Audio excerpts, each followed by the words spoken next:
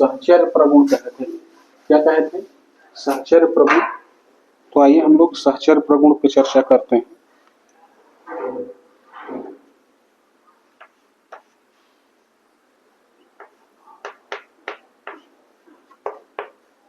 सहचर्य प्रगुण आप लोग पढ़े हैं वहां जगह बहुत डिटेल में पूर्ण संख्याओं के लिए। तो यहाँ हम लोग बहुत जल्दी से ग्रुपिंग की बात आती थी, चाहे दाएं से जोड़े चाहे बाएं से जोड़े, अगर तीन कोई संख्या ले लेते हैं, हाँ आपको ध्यान होगा इनको ऐड करना है। चाहे शुरू में इन दोनों को ले लिए, इसको बाद में जोड़िए, या तो ऐसे करिए कि इन दोनों को पहले ले लिए, इसको बाद में जोड़िए, तो उत्तर पर कोई प्रभाव नहीं पड़ता पूर्ण संख्याओं के लिए। अब हम यहाँ पूर्णांकों के लिए यही चीज टेस्ट करने वाले हैं।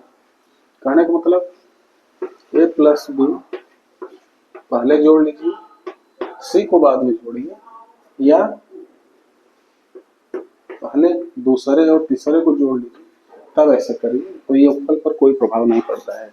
इसी का टेस्टिंग कर लीजिए।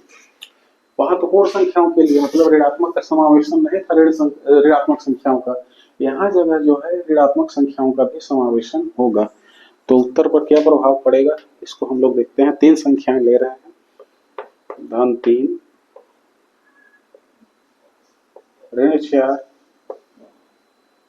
और 5, तीन संख्याएं हैं।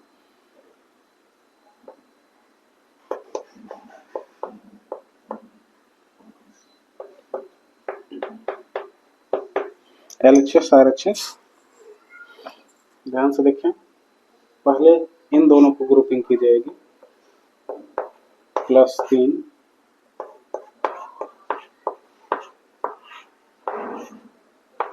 प्लस,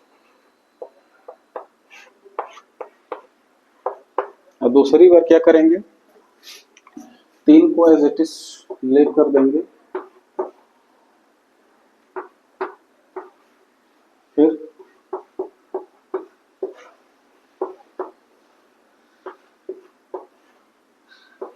हल करना है।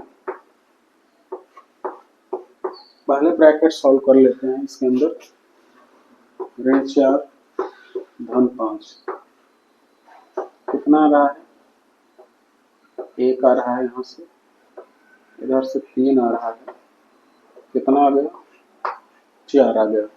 इधर सॉल्व करिए, ब्रैकेट्स को सॉल्व करिए। सबसे पहले +3 प्लस माइनस का गुणा हो जाएगा, यहाँ -4 +5, 3 और 4 यहाँ जगह -1 +5, अब इसका चिन्ह ज्यादा है, +4 क्या आ गया। LHS और RHS सेम आ रहा है, इसीलिए हम लोग कह सकते हैं कि पूर्णांकों के योग में सहचर्य प्रगुण भी लागू होता है।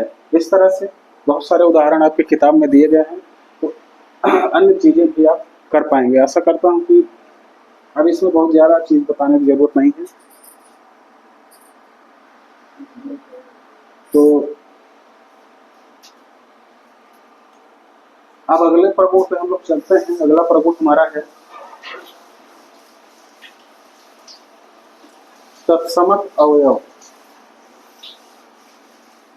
तत्समक अवयव योग के लिए तत्समक अवयव, ध्यान से देखिए।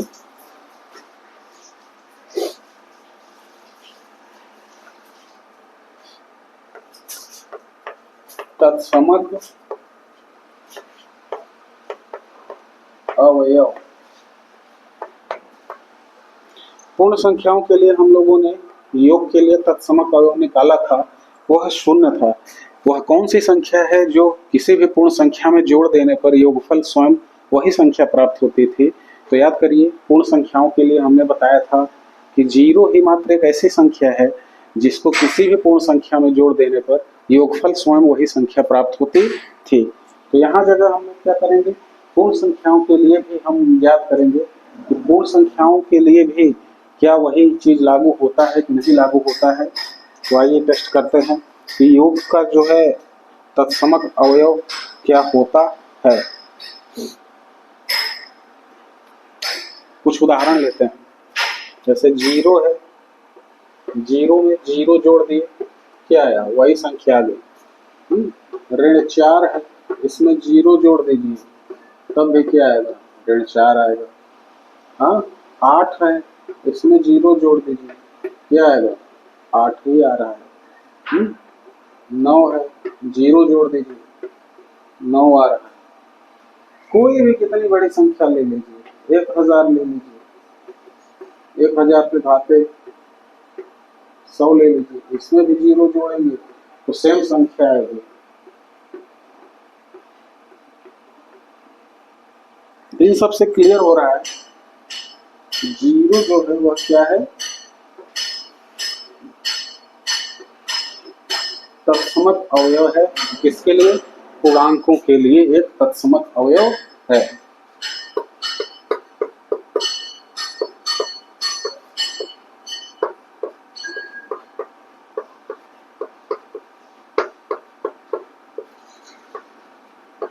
योग का तत्समक अवयव है।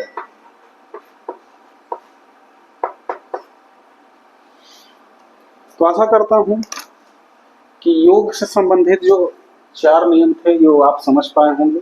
इसी तरीके से हम अगले वीडियो में जो है आपको घटाने पर जो है थोड़े से कुछ उदाहरण लेके क्लियर कर देंगे कि किसमें जो है ये प्रगुण लागू हो रहे हैं, किसमें प्रगुण लागू नहीं हो रहे हैं। तब तक के लिए बाय बाय, गुड मॉर्निंग।